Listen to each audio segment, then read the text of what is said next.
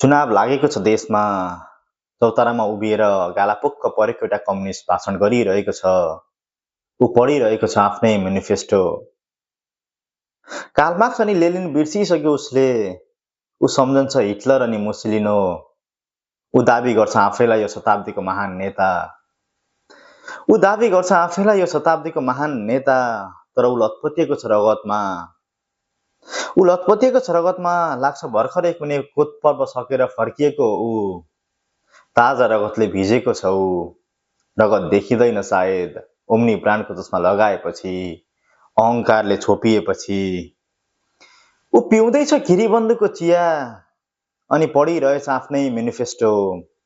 भिजेका छन् रगतले मेनिफेस्टोका पानाहरू। लेखिएको छ त्यहाँ 23 भन्दा बढी जेन्जी आतंककारीको नाम।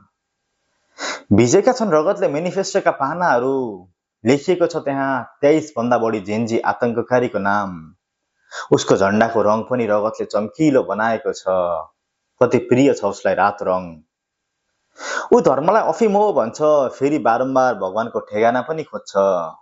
ऊ धर्मलाई अफिम हो भन्छ, फेरि बारम्बार भगवानको ठेगाना पनि खोज्छ।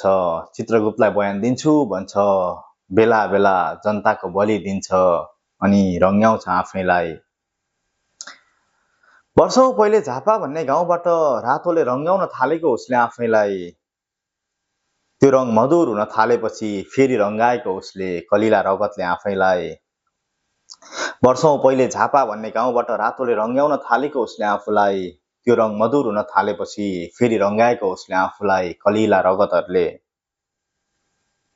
हिजो आज चम्किएको रातो रङ देखेर फुरुङ्ग छ ऊ। गर्वसाथ पढिरहेको छ ऊ आफ्नै मेनिफेस्टो। ऊ सुत्छ रगतले धोएको तन्ना ओछ्याएर, रगतले भिजेको सिरक ओढेर। ऊ सुत्छ रगतले धोएको तन्ना ओछ्याएर, रगतले भिजेको सिरक ओढेर। ऊ भ्युजिएर उठ्छ हरेक मध्यरात। सुन्छ ती कलिला आतंककारीको चिच्चाहाट अनि सोध्छ, उडी जाउँ म कहीँ डाँडा पारी मकवानपुर हेलिकप्टरमा। ऊ भ्युजिएर उठ्छ हरेक मध्यरात। सुन्छ ती कलिला आतंककारीका चिच्चाहाट अनि सोध्छ, उडी जाउँ म कहीँ डाँडा पारी मकवानपुर हेलिकप्टरमा।